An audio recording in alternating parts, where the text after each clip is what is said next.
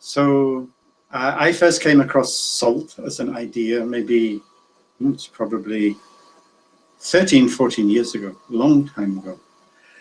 And I remember that the first time I heard it, I was astonished by the idea of appreciation. And it still astonishes me. You know, this idea that we just appreciate people. So when we have a conversation with them, I am not seeking to analyze their problems, to find solutions to the problems.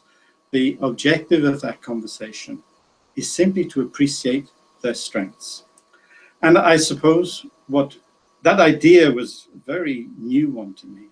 In our education, we're always taught to understand problems, to analyze problems. And here I was being told, well, just appreciate people and their strengths and the things that they do. And what really astonished me is seeing what happened when I applied that. It was in my work that I dropped this mode of analyzing problems and sought to appreciate strengths. And still, when we talk about salt, everything for me still comes back to this idea of appreciation. All of the other, the S and the L and the T, all feed in some way or other to appreciating people and appreciating strengths. And that's, I hope, has become a big part of my life and the way I work with people. And I suppose that all that has happened over the years is that I've come to think about, well, how do you appreciate people? We say we appreciate people. What do we do to appreciate people?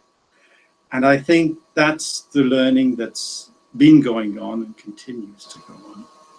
And perhaps I can express it best by saying, it's not about me appreciating people.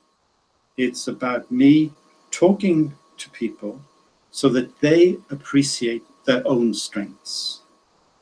And that's thinking about, that's a much more interesting question to think about, to say, you know, what questions do I need to ask?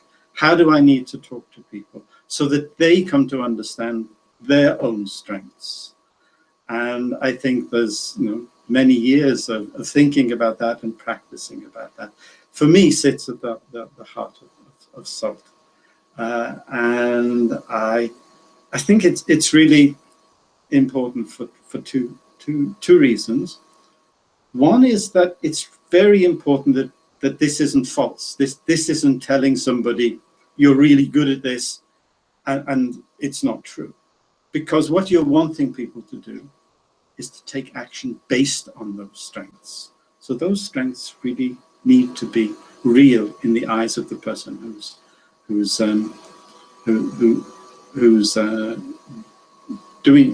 going to put them into practice. And I think the other nice thing about when people identify their strengths is that they can take action straight away. If we start talking to people about their weaknesses, they've got to go away and improve their weaknesses, and then they can do something. But if we talk about, yeah, here are your strengths, then they can start taking action based on those strengths straight away. And I think that's a magical idea for me. I really wish that I had understood this idea a lot earlier in my life. And it was Ian Campbell, and maybe you're talking with Ian Campbell, I don't know, who introduced me to this idea so powerfully. And I'll always be grateful to him for doing that. You took my words away. I just wanted to say, I think this is where the magic happens, those moments when you appreciate. This is truly when you can sense it everywhere, I think. Yeah.